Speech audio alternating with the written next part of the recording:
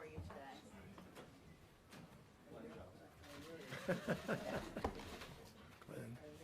Sorry to keep you waiting, folks. I'll make a statement, and then Jen Psaki will stay and take questions and brief everybody. The United States strongly condemns today's violence and bloodshed across Egypt.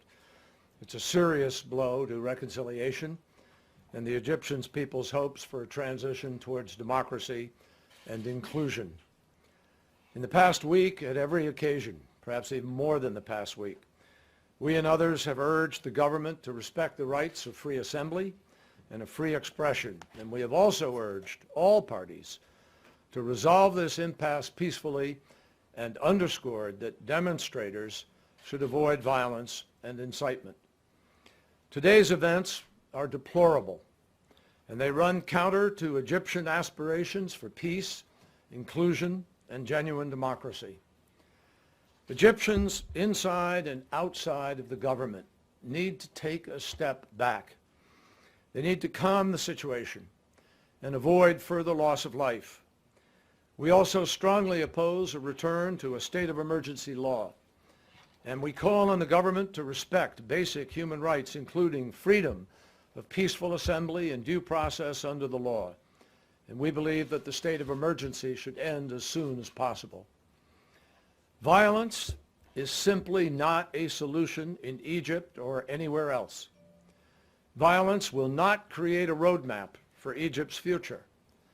Violence only impedes the transition to an inclusive civilian government, a government chosen in free and fair elections that governs democratically, consistent with the goals of the Egyptian revolution. And violence and continued political polarization will only further tear the Egyptian economy apart and prevent it from growing, providing the jobs and the future that the people of Egypt want so badly. The United States strongly supports the Egyptian people's hope for a prompt and sustainable transition to an inclusive, tolerant, civilian-led democracy. Deputy Secretary of State Burns, together with our EU colleagues, provided constructive ideas and left them on the table during our talks in Cairo last week. From my many phone calls with many Egyptians, I believe they know full well what a constructive process would look like. The interim government and the military, which together possess the preponderance of power in this confrontation, have a unique responsibility to prevent further violence and to offer constructive options for an inclusive, peaceful process across the entire political spectrum. This includes amending the Constitution, holding parliamentary and presidential elections, which the interim government itself has called for. All of the other parties, all of the opposition, all of civil society, all parties also share a responsibility to avoid violence and to participate in a productive path towards a political solution. There will not be a solution through further polarization. There can only be a political solution by bringing people together with a political solution. So this is a pivotal moment for all Egyptians. The path towards violence leads only to greater instability, economic disaster, and suffering. The only sustainable path for either side is one towards a political solution.